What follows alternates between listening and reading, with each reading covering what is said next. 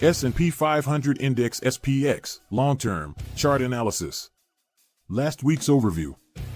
In our previous analysis, we noted that the S&P 500 Index, SPX, experienced a downturn, closing with a modest loss of 0.47% by Friday. This week's analysis. The S&P 500 Index, SPX, encountered further declines this week, primarily driven by a substantial sell-off on Thursday.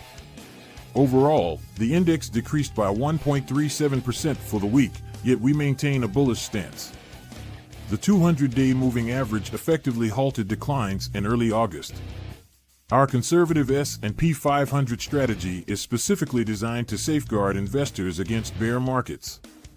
It accommodates short-term market declines without triggering sell signals. Conversely, the aggressive report offers a more detailed focus on short-term indicators. This conservative strategy relies on long-term chart analysis and remains unaffected by emotional reactions or news events. It is structured to accommodate market fluctuations without attempting to time each minor market movement, emphasizing a long-term perspective. Currently, we hold a bullish position in the Rydex S&P 500 Nova Fund, RYNVX, or alternative S&P 500 index funds or ETFs such as SPY. S&P 500 Index SPX and current chart analysis. Recent market insights. Last week's market breadth, as indicated by the NYSE Advanced Decline Daily Chart, approached record highs. Strong breadth in a bull market is optimal for continued gains. Historically, the U.S. stock market performs best from December through April. Despite the adage sell in May and go away, stocks have remained robust for months. However, potential challenges loom, notably the imminent national presidential election. The previous election of Donald Trump 8 years ago led to a prolonged market rally. It remains uncertain if a similar outcome will occur this time. Additionally, the Federal Reserve's decision on a potential rate cut will follow shortly after the election, making it a pivotal week for market news. The Labor Department reported a meager addition of 12,000 jobs in October, significantly below the anticipated 113,000 and the lowest since December 2020. Although this figure could influence election outcomes, it may be too late, given that half of the voters have already cast their ballots. Investors are also speculating whether the current stock market rally might falter in the coming months due to rising Treasury yields and election-related uncertainties.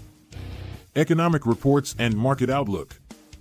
The U.S. economy expanded at an annualized rate of 2.8% in Q3 2024, falling short of the 3% growth in Q2 and projections of 3%. Strong consumer spending and government expenditure have sustained economic momentum.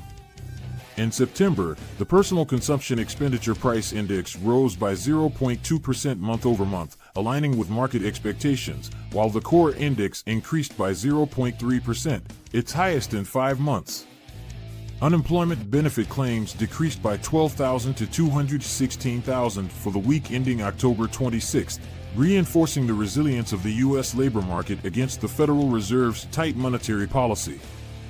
The U.S. economy added a mere 12,000 jobs in October, falling short of the expected 113,000 and the revised 223,000 in September, marking the slowest job growth since December 2020.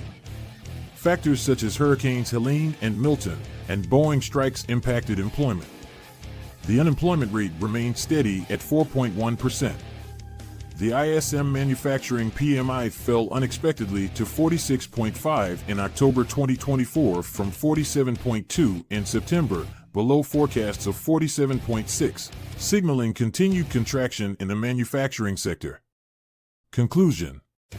Our strategy maintains a bullish position on the SPX. Aggressive traders should consider positions in the Rydex Nova S&P 500 Fund RYNVX or other bullish S&P 500 index funds or ETFs such as SPY. As always, do not forget to like and subscribe to our channel, All Things Money, to see more content like this.